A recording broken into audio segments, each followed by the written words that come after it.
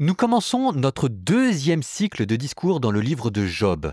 Souvenez-vous, Job a 3 amis, Éliphaz, Bildad et Chouad, chacun avec son caractère propre, et dans le premier cycle, chacun avait parlé, Job leur avait répondu, et nous recommençons, sauf que cette fois-ci, le deuxième cycle sera plus court, principalement parce que Job réduit ses réponses. Il sera plus court, il va être aussi plus virulent de la part de ses amis. Dans le premier cycle, les amis de Job laissaient entrevoir la possibilité d'un rétablissement. Si tu te repens et demandes pardon à Dieu, il te rétablira dans ton bonheur.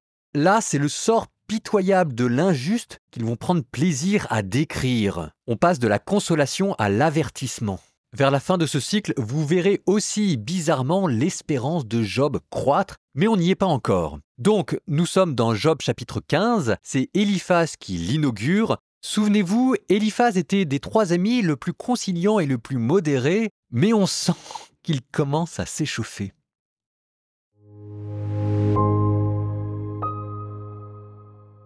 Éliphaz de Théman prit la parole et dit : « Le sage répond-il par des raisons en l'air ? Gonfle-t-il ses poumons de vent pour argumenter avec des discours sans valeur et des mots inutiles ? Tu en viens à saper la piété, tu discrédites la méditation devant Dieu. C'est ta faute qui inspire ta bouche et tu adoptes le langage des fourbes. Ce qui te condamne, c'est ta bouche. Ce n'est pas moi. Tes lèvres même témoignent contre toi. Es-tu né le premier des hommes ? As-tu été enfanté avant les collines ? Aurais-tu écouté au conseil de Dieu ? Aurais-tu accaparé la sagesse ? Que sais-tu que nous ne sachions ? Qu'as-tu compris qui ne nous soit familier ? Parmi nous aussi, il y a des cheveux blancs et des vieillards, plus chargés de jours que ton père. Est-ce trop peu pour toi que les réconforts de Dieu et la parole modérée qui t'est adressée ? Pourquoi te laisser emporter par ton cœur et pourquoi cligner des yeux quand tu te tournes contre Dieu et que tu exprimes ta colère, que ta bouche profère des discours ? Qu'est-ce que l'homme pour se dire intègre ? L'enfant de la femme pour se prétendre juste ? Dieu même à ses saints ne fait pas confiance, et le ciel n'est pas pur à ses yeux. Encore moins le répugnant, le corrompu, l'homme qui boit la perfidie comme de l'eau. Je vais t'instruire, écoute-moi. Ce que j'ai vu, je vais le raconter. Ce que les sages, sans rien dissimuler, relatent d'après leur père, eux à qui seul le pays fut donné, sans qu'aucun étranger se soit infiltré parmi eux. Tous les jours de sa vie, le méchant se tourmente et les années du tyran sont strictement comptées. Des voix effrayantes hurlent à ses tympans. En pleine paix, le dévastateur vient l'attaquer. Il ne croit plus pouvoir échapper aux ténèbres et se voit promis au glaive. Il erre, çà et là. Mais où trouver du pain ? Il le sait, le sort qui l'attend, c'est un jour de ténèbres. La détresse et l'angoisse l'envahissent. Elle le terrasse comme un roi qui se prépare à l'assaut. Car il a levé la main contre Dieu. Il a bravé le puissant. Il fonçait sur lui, tête baissée, sous le dos épais de ses boucliers. Oui, son visage s'est couvert de graisse, ses reins ont pris de l'embonpoint. Il a occupé des villes détruites et des maisons inhabitables qui menaçaient ruine. Il ne s'enrichira pas. Sa fortune ne tiendra pas.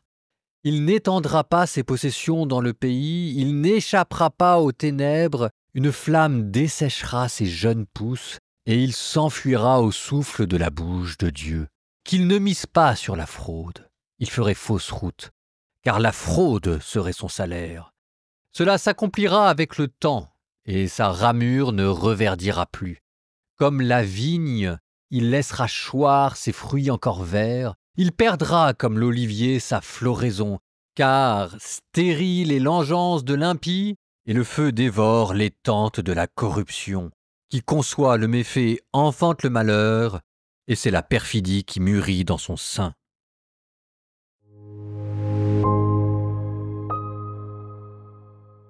Donc, Éliphaz de Théman, beaucoup moins mesuré que la première fois, hein. On peut le comprendre. C'est aussi quelque chose que nous faisons souvent quand nous n'arrivons pas à convaincre la personne qui est en face de nous replier comme sur nous-mêmes et de présenter une version plus dure de nos idées, en espérant qu'en durcissant nos idées, nous finissions par emporter la conviction. Ce qui généralement ne marche pas beaucoup, mais c'est comme si en fait on cherchait à se réassurer et à défaut d'avoir convaincu la personne en face de nous, d'arriver à se convaincre soi-même. Sauf que, évidemment, c'est pas comme ça que ça marche dans la vie, c'est pas comme ça qu'on va convaincre les personnes en face de nous. Et puis surtout, quand on va voir quelqu'un qui est dans le malheur, on n'est pas là pour se rassurer soi-même, mais pour essayer de consoler la personne en face. Faites attention, parce que c'est un travers dans lequel nous aussi, il nous est déjà très probablement arrivé de tomber. Donc on ne se moque pas trop vite des amis de Job, ils n'ont pas une tâche facile et probablement nous ne sommes pas meilleurs que eux. N'empêche que, en attendant, c'est quand même vrai que notre bon Éliphaz, il y va plus vraiment avec le dos de la cuillère. Ça commence par un réquisitoire. Job prétendait assigner Dieu en justice. Eh bien, commençons déjà, dit Éliphaz, par assigner Job en justice. Premier chef d'accusation, le tout teinté d'ironie. Le sage répond-il par des raisons en l'air? Gonfle-t-il ses poumons de vent pour argumenter avec des discours sans valeur et des mots inutiles? Et voilà le premier chef qui arrive. Tu en viens à saper la piété, tu discrédites la méditation devant Dieu. Job ne s'en rend peut-être pas compte, mais en fait, il est en train de détruire la religion avec de tels propos. Job est dangereux. La preuve que Job a tort, c'est que ses discours vont éloigner les gens de Dieu. C'est ta faute qui inspire ta bouche et tu adoptes les langages des fourbes. Et c'est pas totalement faux non plus. C'est vrai que Job empêche d'avoir une confiance naïve en Dieu. Mais alors ça veut dire quoi? Qu'il faut bien de temps en temps faire des exemples, et c'est pour ça que Dieu frappe au hasard? Ça veut dire que les malheureux, par leur existence même, sont un contre-argument de Dieu, une preuve qu'il n'existe pas? Vous sentez qu'en fait, l'impiété est du côté d'Éliphaz de Théman. Ce sont des gens comme ça qui sont dangereux et qui détruisent la religion parce qu'ils refusent de voir le mal et qu'ils refusent de voir les problèmes. On comprend mieux pourquoi est-ce que Dieu à la fin dira à Éliphaz, Bildad et Chouar « Vous avez mal parlé de moi ». Deuxième chef d'accusation. Pour qui Job se prend-il? Es-tu né le premier des hommes, comme Adam qui aurait une science infuse et qui aurait reçu une double part de la sagesse divine? As-tu été enfanté avant les collines? Aurais-tu écouté au conseil de Dieu? Ça, ce sont les anges. Aurais-tu accaparé la sagesse? Ça, c'est le grand attribut divin, la fille de Dieu, la sagesse, l'épouse de Salomon. Est-ce que Job prétendrait être l'égal de la sagesse divine? Bon, et ça, c'est vrai qu'il y a une question derrière. Est-ce que le fait d'être dans le malheur vous donne une sagesse et une autorité particulière par le simple fait d'être dans le malheur et de souffrir l'injustice? Ce qui est sûr, c'est que cela donne une authenticité et une gravité aux propos. Est-ce que ça vous donne une sagesse en plus? C'est pas dit. Le problème de Bildad, c'est pas tellement qu'il refuse de reconnaître à Job par le fait qu'il souffre une sagesse en plus, mais plutôt que parce qu'il souffre, il a moins de sagesse. Parce qu'il souffre, sa parole vaut moins. Parce qu'il souffre, il est déjà plutôt du côté des impies. Troisième chef d'accusation, le manque de tolérance. Pourquoi te laisser emporter par ton cœur et pourquoi cligner des yeux quand tu tournes contre Dieu ta colère et que ta bouche profère des discours? Voyez cette phrase, quand tu tournes contre Dieu ta colère. C'est beau parce que pour le coup, Éliphaz a vraiment compris ce qui se passait. La souffrance, parce que Job n'arrive pas à la comprendre, devient lui source d'agressivité. C'est sa manière de se rebeller contre il ne se comprend pas. Et cette agressivité que Job a contre sa propre souffrance, comme il n'arrive pas à lui donner une place juste, il la projette sur Dieu. Et pour être agressif sur sa souffrance, il devient agressif contre Dieu. Et ça, c'est vrai qu'à la fois on comprend le mécanisme psychologique, et en même temps, c'est aussi une réponse trop rapide. C'est pas parce qu'on ne comprend pas notre souffrance que Dieu nous en veut tout de suite.